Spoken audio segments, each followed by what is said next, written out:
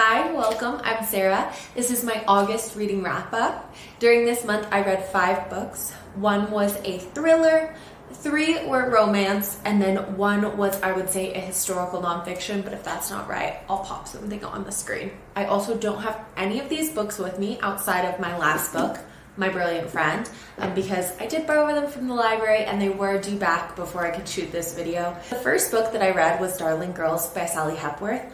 I love Sally Hepworth books. I think she's a great writer. I love that majority of her books take place in Australia because I find that a lot of books that I'm reading are typically pretty America-centric. So to read something that takes place in Australia, and when she throws in little like tidbits about like them eating fairy bread, it's just really fun for me. It helps me kind of feel like I'm somewhere else. And so I've always loved Sally Hepworth books, as well as I love the way she does thrillers. It's about 3 girls who all live in the same foster house under a woman named Miss Fairchild, and it's a fun thriller. I almost wouldn't even consider it a thriller, frankly, because it's not particularly scary, it's not particularly intense, but it is a really good read. In this story, you are jumping between timelines, between present and then past, because a crime has taken place at the foster house that they all grew up in with Miss Fairchild. So you're kind of learning about their childhood and how each of the 3 girls interprets their childhood, as well as trying to work through this mystery. I will say I did kind of figure out most things, which I don't love in a thriller when you kind of guess what's going to happen, but also I do understand you have to set it up to where the reader is going to know. I will say it was still fun for me to read. So the little plot twist that comes at the end, I was still like, ooh, that's fun. And I was turning every page. I was constantly entertained. And I think that also really helps because the dynamic between the 3 girls, there's so much variety in how each one of them reacts, as well as what each one of them is going through. So I think most people are going to be able to relate to one of the 3 girls, and it's just a good way to kind of keep things interesting. I will reiterate once again, it didn't really feel like a thriller to me, truthfully.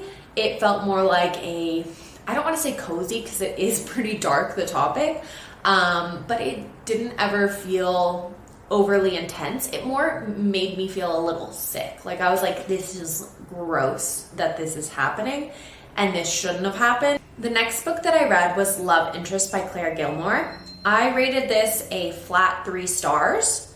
So for me personally, this book wasn't a bad book. It just didn't ever really capture my attention. I think from the beginning I was a little turned off from it because the 2 main protagonists, they work at a job that is essentially them working at, let's say, like a BuzzFeed in 2016.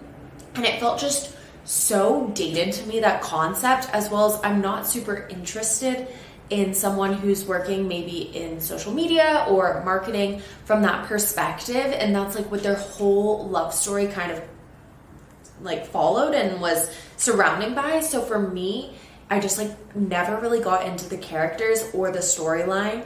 If you're looking for something that's like easy to go through, I went through it really quickly, but I was never like attached to any of the characters. I was never attached to the storyline, frankly. So I didn't love that one. The third book that I read was The Vows by Jessica Joyce. We have 2 main characters here, Georgia and Eli. So they meet in high school. They both have crushes on each other. They're introduced through this mutual friend. So they're kind of like a trio, and they don't want to mess up the dynamics of the friendship, but they do end up going off to college and dating. And so Georgia and Eli actually move to New York. So you get like a lot of wonderful scenery of like the city of New York, as well as the city of San Francisco and Seattle. So you have a lot of like really descriptive writing, and that brought me into the story super well. But the key concept here is that these 2 exes, so it's a second chance romance. So Georgia and Eli actually broke up, but it's them working together to make sure their 3rd best friend is getting the wedding that they want, while they haven't worked through some of their issues with their own relationship and kind of that dynamic. At the beginning of this book, I loved it. I typically think talking about weddings can be a little overdone, maybe a little boring, but I loved the way that this was done. And I really felt that way, I would say, for the first 2/3 of the book. I love this book. I thought it was going to be rated so highly for me. And then the last 100 pages, I was just kind of lost. Like, I really felt out of the characters. I felt like I knew exactly where it was going to go. They weren't adding a lot of dimension, a lot of depth to these characters. And I just got bored. It felt really, really repetitive, where those kind of trials that were happening in the beginning of the book that really brought me in, I felt like maybe we had too many of those. I really feel like we could have gone without the last 100 pages and just wrapped it up a little bit quicker. I will also say I think the characters started to irritate me a little bit. At the beginning, I was more willing to give them grace, and then towards the end, I was just done. For me, this book was a 3.5. I would definitely recommend it. I think it's a good beach read, but I think I built up my expectations a little bit too much in the beginning, and then the end didn't really give me what I wanted. After that, I read Not in Love by Ali Hazelwood. I love Ali Hazelwood. Her book, Love Theory, was like one of the first romance books that I was like, I am obsessed with this book and I want to read everything by her. I did not love Not in Love.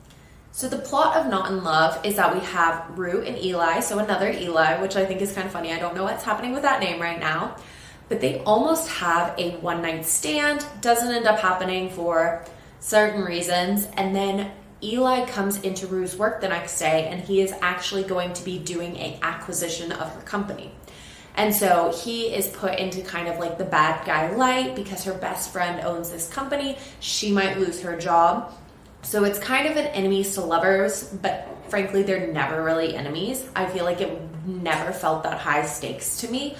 I really didn't like this book. I didn't really like Rue or Eli. I never connected with them personally.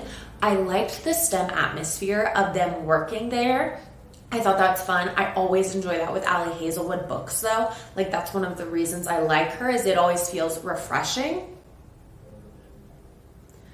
But this one frankly felt more repetitive than refreshing. I wanted to like this book so bad. I truly did, just because I love Ali Hazelwood. But nothing ever happened in this whole book, I feel like. And it really followed the plots of some of her other books, like, to the T.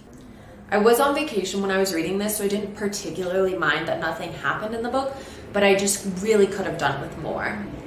There was also a lot of spice in this book, which is something I don't love in a book, frankly, but I love Ali Hazelwood, and I like the way that she does spice, but it felt like too much for me. And especially after reading Bride, which I had another high expectations of, I think I might take a break from Ali Hazelwood, because after Bride and then Not in Love, which were both misses for me, I am just kind of thinking maybe I'm the problem, that I'm reading too many of these in a short period of time. So I'm going to give her maybe a break. I do have one big complaint, which is a little bit of a spoiler, so I'll put the time to jump to if you don't want to watch that. The epilogue of Not in Love was the most unnecessary thing that I have ever read in my entire life. And I think this is a big issue that I have when romances do this, where they just add an epilogue to say, and they got married and lived happily ever after. Like, if we contrast this to the Vows, which also had an epilogue, like, I needed that epilogue for the Vows because it added more details about what happened to their story outside of just the two of them, Georgia and Eli. Versus, literally, I felt like the epilogue at the end of Not in Love was useless. I was like, I don't care. Like, I'm not even that attached to these, and then you're just going to throw in these two people who struggled so much emotionally to even connect are now just, like, getting married. I'm like, it feels like an unnecessary stretch. Overall, I would give Not in Love by Ali Hazelwood 3.25, and I think that 2.5 is just because I love Ali Hazelwood and I can't just give it a flat 3, but I think I am taking an Ali Hazelwood break. So the fifth and final book that I read this month that I loved was My Brilliant Friend by Elena Ferrante. So in July, the New York Times came out with the 100 best books of the 21st century, and this was number 1. And I was going on vacation in Italy. This book takes place in Italy, and I was like, I need to read this book, and I need to have a hardback copy in Italy, and I need to take it with me. So this book takes place in Naples. I wasn't going anywhere near Naples, but like for some reason in my head, I needed that book. I called probably 5 bookstores because I wanted to buy it from a local bookstore, and I called them all. They're all sold out because this article just came out. Everybody's trying to read this book, and I finally gave up, went to Barnes, and I got it. But I was so happy. I was so excited to read this in Italy because it just really felt like it would be perfect.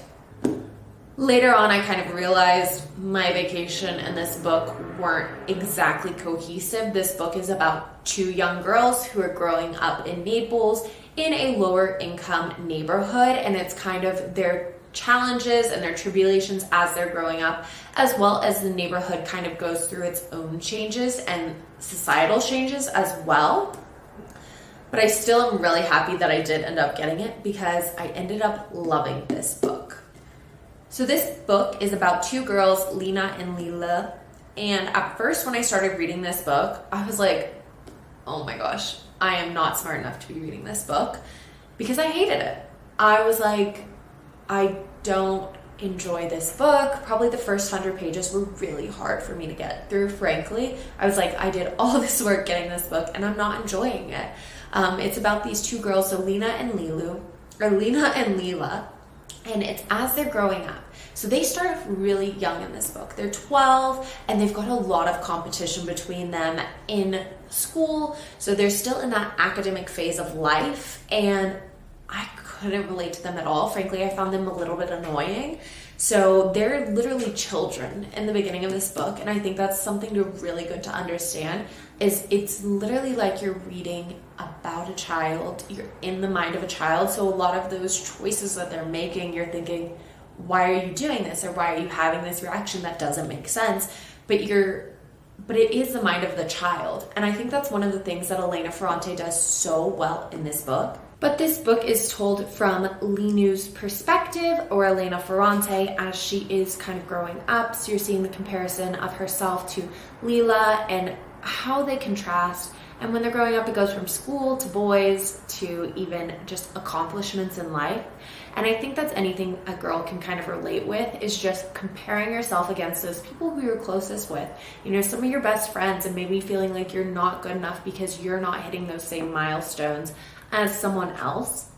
I really loved this book because you also kind of see the whole neighborhood and how those people who are maybe mentioned once or twice impact Elena Ferrante so much or so little. Like, she includes the whole neighborhood in this book. In fact, you have a index of characters here in the front, and I found myself referring back to this index of characters all the time because I was like, who is this person? How are they related again?